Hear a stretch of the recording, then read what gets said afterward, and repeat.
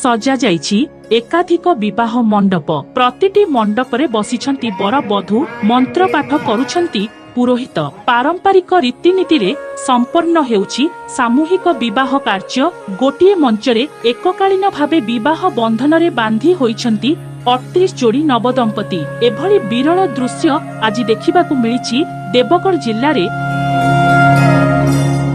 देवगढ़ जिला प्रशासन और महिला शिशु विकास पक्षरु स्थानीय इंडोर स्टाडियम ठारे आज मुख्यमंत्री कन्या विवाह योजना अंतर्गत सामूहिक विवाह उत्सव अनुष्ठित होई जाइछि।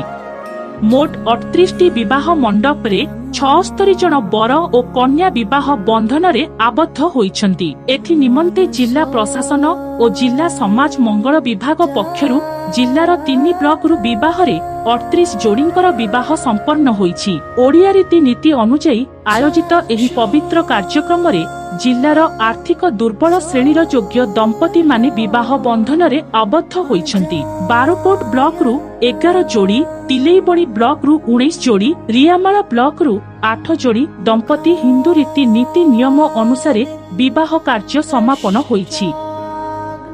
हिंदू रीति नीति अनुसार 34टी मंडप और 4टी ख्रिस्टियान दंपति को चर्च फादर द्वारा ख्रिस्टियान रीतिनीति नियम अनुसार विवाह समापन करा जाइछि। एही मांगलिक उत्सव रे मुख्य अतिथि भावे मान्यवर विधायक रोमांच रंजन विश्वाल, सभापति जिलापाल कविंद्र कुमार साहू और बरण्य अतिथि भावे आरक्षी अधीक्षक अनिल कुमार मिश्र, अतिरिक्त जिलापाल रेबेका बिलुंग, मुख्य उन्नयन तथा कार्यनिर्वाही अधिकारी जिला परिषद राजेंद्र कुमार मिंज, उपजिल्लापाल परीक्षित साहू, स्वतंत्र उन्नयन परिषद अध्यक्ष प्रशांत कुमार बेहेरा, पूर्वतन विधायक तथा संबलपुर सांसदों प्रतिनिधि सुभाष चंद्र पाणिग्राही प्रमुख जोगदे नवदंपति मानंकु विवाह पंजीकरण पत्र और 45,000 टंका आर्थिक सहायता राशि प्रदान करथिले।